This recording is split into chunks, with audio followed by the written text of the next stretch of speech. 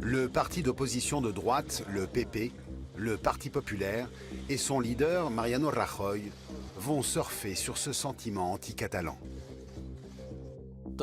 Le Parti populaire se situe très à droite de l'échiquier politique espagnol. Il s'est toujours refusé à condamner le coup d'État militaire de 1936 et n'a jamais déclaré que la dictature de Franco était illégitime. C'est un parti très conservateur. Pour comprendre ce qui motive Rajoy et ce qu'il y a derrière sa politique de fermeté vis-à-vis de la Catalogne, il faut savoir que cela lui rapporte beaucoup de voix dans le reste de l'Espagne. Sur la Catalogne, Mariano Rajoy a une position intransigeante. Alors soit il est viscéralement anti-catalan, soit il est poussé par l'aile la plus dure de son parti. Mais dans tous les cas, je suis absolument convaincu que derrière tout ça, il s'agit avant tout d'émotions. Fils et petit-fils de juristes, Mariano Rajoy fait lui aussi des études de droit.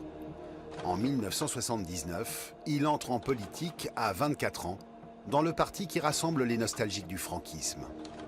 Fervent catholique, il y fera toute sa carrière. En 2006, le leader de la droite se lance dans une croisade contre le nouveau statut catalan.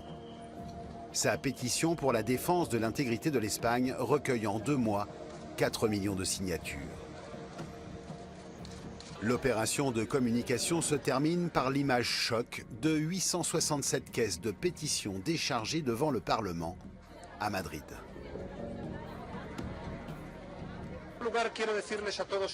Je tiens à vous dire qu'il s'agit de l'initiative politique la plus suivie de toute l'histoire de la démocratie depuis 1978.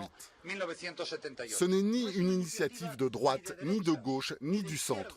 Ce n'est pas une initiative idéologique. C'est une initiative pour la défense des règles du jeu que nous avons établies dans la Constitution de 1978, qui protège la nation et l'égalité de tous les citoyens espagnols. L'anticatalanisme de Rajoy et du PP imprégnerait jusqu'aux plus hautes juridictions de l'État espagnol. Le 28 juin 2010, le tribunal constitutionnel invalide 14 articles et vide le statut d'autonomie de son contenu. Le plus important, c'est qu'il a retiré toute référence à la Catalogne en tant que nation. La Catalogne n'est plus qu'une région parmi les autres régions d'Espagne. Il a aussi réduit drastiquement les prérogatives du gouvernement régional en matière d'autonomie fiscale. Beaucoup dénoncent alors une justice partiale. Les 12 juges qui composent le tribunal seraient majoritairement des conservateurs, acquis à la cause du PP.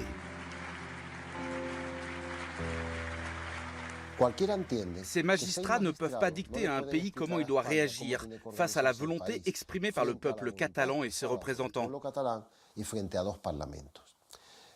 En portant atteinte à ce statut, le tribunal constitutionnel donne raison au Parti populaire. Et c'est là d'où vient le problème. En Catalogne, la décision est une immense déception. Vécue même comme une trahison. Comme se souvient le porte-parole du parti de la gauche républicaine et indépendantiste, Gabriel Rufián. En 2010, il y a un déclic dans une grande partie de la société catalane. Pour beaucoup d'entre nous, le combat devient idéologique. Je dirais même révolutionnaire. À ce moment-là, nous nous sommes dit qu'il fallait rompre avec ce que nous appelons ici le régime de la Constitution de 1978. La rupture est consommée. La crise économique qui frappe de plein fouet la péninsule ibérique dès 2010 va l'accentuer. Le taux de chômage atteint les 25% dans le pays. La riche Catalogne, dirigé alors par le libéral Artur Mas, n'est pas épargné. À partir de 2010 et pendant les 3-4 ans qui suivent, les politiques d'austérité successives vont faire grandir le sentiment indépendantiste. Ces mesures ne sont pas faciles à assumer pour le président de la Généralité, Artur Mas. C'est lui et son gouvernement qui les appliquent. Alors Mas va essayer de faire passer la pilule en désignant un bouc émissaire, en disant « c'est la faute de Madrid ». Dans la société catalane, une idée commence à prendre corps, celle d'une Espagne qui nous vole.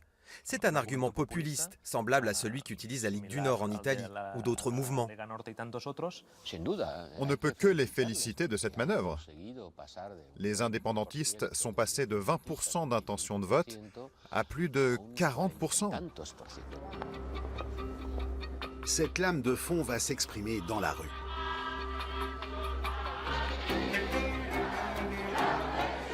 En 2012, à Barcelone, le jour de la Diada, la fête nationale de Catalogne, plus d'1 million de Catalans réclament un référendum d'autodétermination.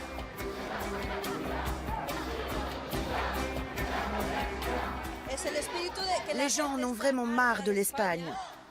Ils veulent l'indépendance. Il y a des problèmes économiques. Et on a l'impression d'être méprisé au niveau culturel. Depuis 2012, cette démonstration de force se répète chaque année.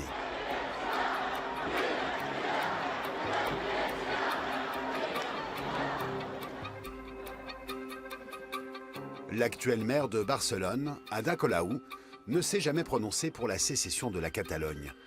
Mais elle a été témoin de la montée en puissance du sentiment indépendantiste dans sa ville. Je vous rappelle que ça n'arrive pas de nulle part. Ce conflit éclate après de nombreuses années de mobilisation massive, exemplaire et sans précédent dans toute l'Europe. Des millions et des millions de personnes se sont rassemblées, toujours de manière pacifique, sans le moindre incident. Mais la voix des indépendantistes a peu de chances de porter à Madrid, car le pouvoir vient de changer de main. Aux élections de novembre 2011, plus de 44% des électeurs ont voté pour le PP.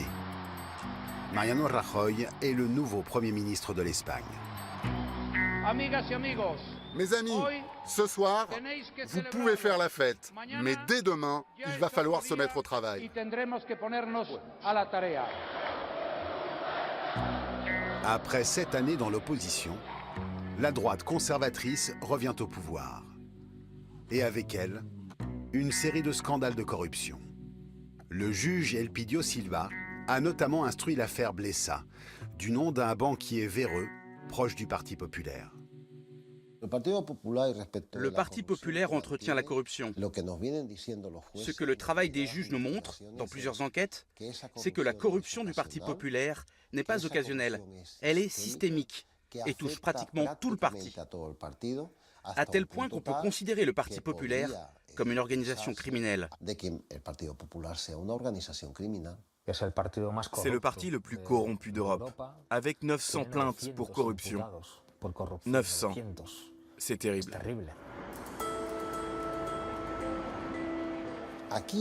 Ce qu'il faut bien comprendre, c'est que quand la corruption est galopante à Madrid, quand la corruption qui vient du centre du pays, de la capitale, atteint un tel degré, alors elle devient contagieuse. La contagion touche Barcelone et les institutions catalanes.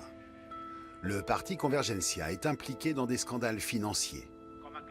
Le président de la Generalitat, Artur Mas, renonce au pouvoir. Il faut vite trouver un nouveau visage à la Catalogne. Un homme au-dessus de tout soupçon. La personne que je propose pour la présidence de la Généralité est l'actuel maire de Gérone et le président de l'Association des maires pour l'indépendance, Carles Puigdemont. Il cherche et il trouve Puigdemont, à Gérone. Un bon maire, aimable, gentil, honnête, loyal, pacifiste. Bon, bien sûr, il n'a pas beaucoup d'expérience.